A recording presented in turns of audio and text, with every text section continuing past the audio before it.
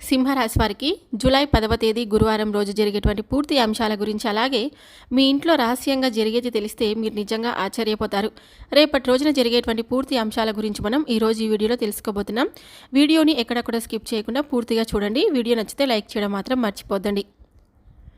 ఈ యొక్క సింహరాశి వారి ఇంటికి ముఖ్యంగా రాత్రి సమయాలలో ఒక దైవం అత్యంత రహస్యంగా సూక్ష్మ రూపంలో వచ్చి వెళ్తుందండి.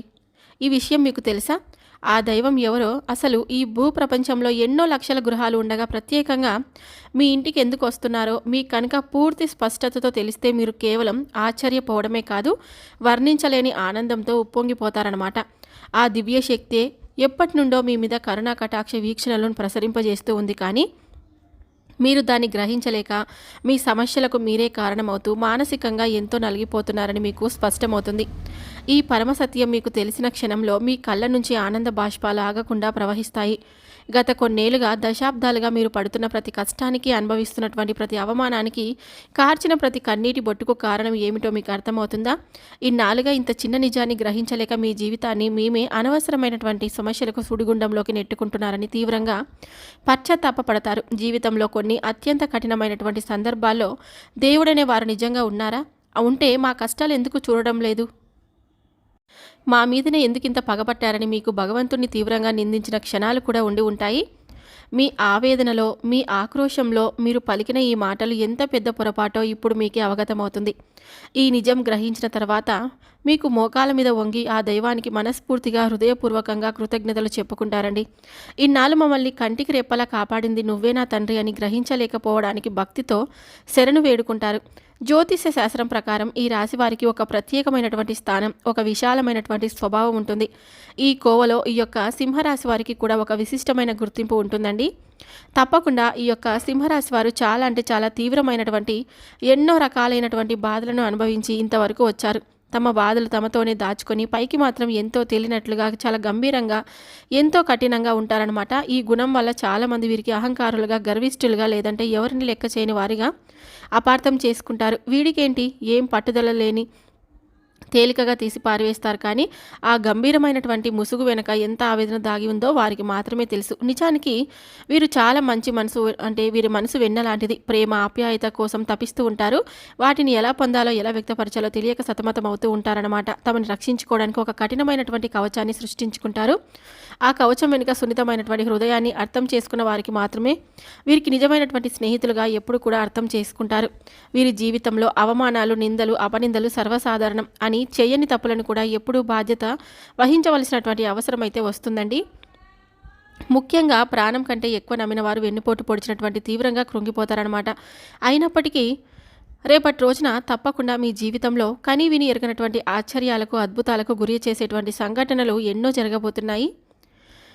అలాగే ఒకటి మాత్రం నిజం, గుర్తుపెట్టుకోండి. మీపై ఓర్వలేనటువంటి వీరు కించపరచాలని చూసేవారు ఎప్పుడు కూడా చూసి ఆశ్చర్యపోయినా రాను రాను ఎవరిని నమ్మాలి, ఎవరిని జాగ్రత్తగా ఉండాలి అనే విషయం మీకు స్పష్టతకు వస్తుందన్నమాట.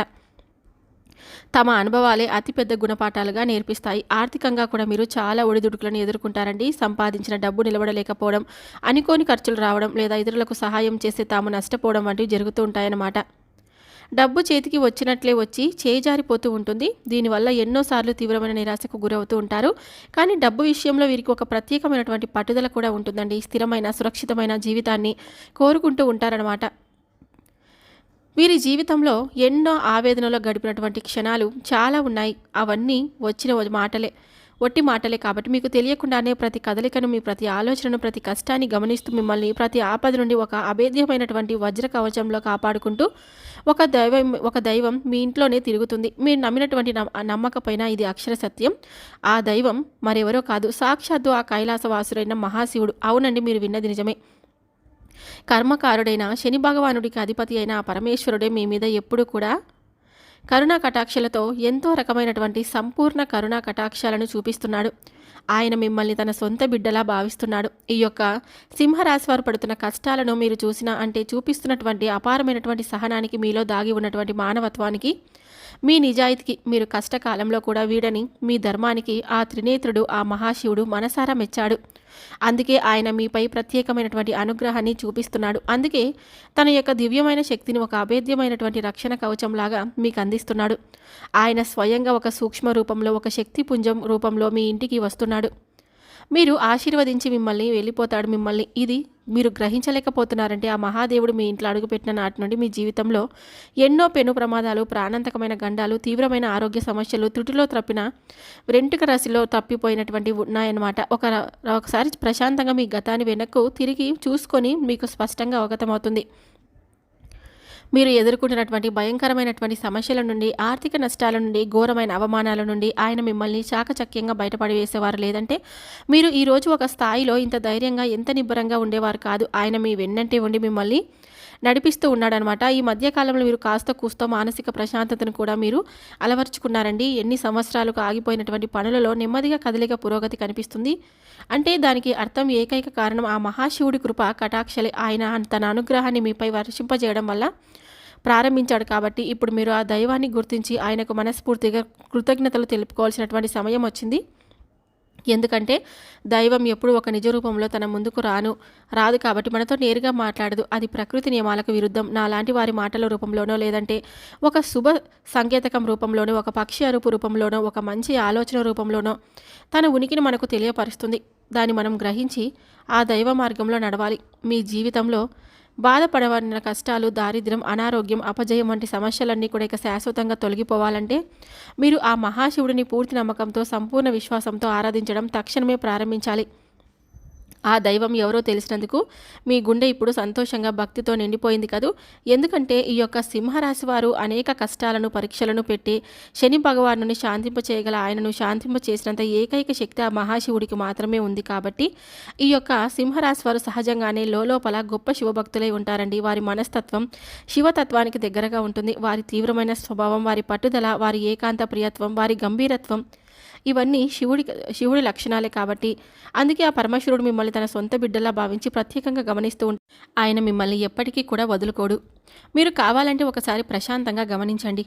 రాత్రి సమయంలో ఇల్లంతా నిశ్శబ్దంగా ఉన్నప్పుడు, లేదా తెల్లవారుజామున బ్రహ్మ ముహూర్తంలో ఇంట్లో ఏదో ఒక తెలియని సానుకూల శక్తి, దైవిక పరిమళం ఉన్నట్లుగా మీకు అనిపిస్తూ ఉంటుంది. ఇది చాలామంది ఈ యొక్క సింహరాశి వారు అనుభవించే ఉంటారు. కొన్నిసార్లు ఎక్కడ నుండో సుగంధభరితమైనటువంటి విభూతి వాసన రావడం కానీ, గుడిలో వినిపించే విధంగా గంటల శబ్దం చాలా మెల్లగా వినిపించడం కానీ, కర్పూరం వాసన రావడం కానీ జరిగి ఉండవచ్చండి. ఇది మీ భ్రమ కాదు, మీ ఊహలు అంతకన్నా కాదు. సాక్షాత్తు ఆ పరమేశ్వరుడు మీ ఇంట్లో మీ చుట్టూ తిరుగుతున్నాడు అనడానికి ఇవే స్పష్టమైనటువంటి తిరుగులేని సంకేతాలు. ఆ దైవం మీ నుంచి పెద్ద పెద్ద పూజలను, లక్షలు ఖర్చు పెట్టే యాగాలు, హోమాలను ఏమీ కోరడం లేదు.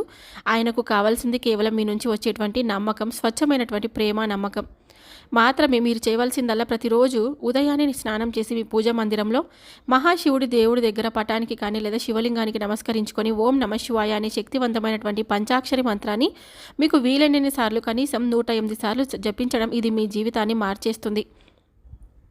ఇలా చేయడం వల్ల మీ మనసులోని అనవసరమైనటువంటి భయాలు, దీర్ఘకాలిక ఆందోళనలు, ప్రతికూల ఆలోచనలు అవన్నీ కూడా తొలగిపోతాయండి. ఒక తెలియని ధైర్యం, అద్భుతమైనటువంటి ఆత్మవిశ్వాసం మీలో కలుగుతుంది.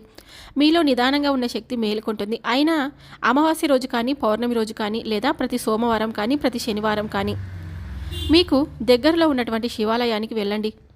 ఆ ఒక రాగి చెంబులో స్వచ్ఛమైనటువంటి నీటిని తీసుకొని ఆ గంగాధరుడికి మీ చేతులతో స్వయంగా జలాభిషేకం చేయండి. ఒక మారేడు దళాన్ని అయినా సరే భక్తితో సమర్పించి నువ్వుల నూనెతో దీపం వెలిగించి మీ కష్టాలను, బాధలను, మీ కోరికలను ఆ స్వామి పాదాల వద్ద చెప్పుకోండి. ఖచ్చితంగా ఆయన మీ మొర ఆలకిస్తాడు, మీ కన్నీళ్లను తుడుస్తాడు. ఇంకా రేపటి రోజున మీ జీవితంలో చాలా చాలా అద్భుతమైనటువంటి మార్పులు చోటు చేసుకోబోతున్నాయండి. మీకు సంతాన భాగ్యం కలిగేటువంటి అవకాశం కూడా త్వరలోనే కలగబోతుందన్నమాట. ఇంకా ఎంతో అద్భుతంగా మారబోతుందో మీరే చూసి ఆనందం పడిపోతారండి. ఇప్పటికైనా ఈ సత్యాన్ని గ్రహించారు కాబట్టి ఇకపై మీ జీవితం అంతా కూడా శుభమే జరుగుతుంది. ఆ మహాదేవుడు మీ పాపాలను, మీ పూర్వజన్మ కర్మలను, మీ జాతకంలోని గ్రహ దోషాలను అన్నిటినీ కూడా జటాజటంలో బంధించి భస్మం చేయడానికి సిద్ధంగా ఉన్నాడు. మీరు చేసిందల్లా కేవలం భక్తితో, శ్రద్ధతో, నమ్మకంతో ఆయనను శరణు వేరడమే.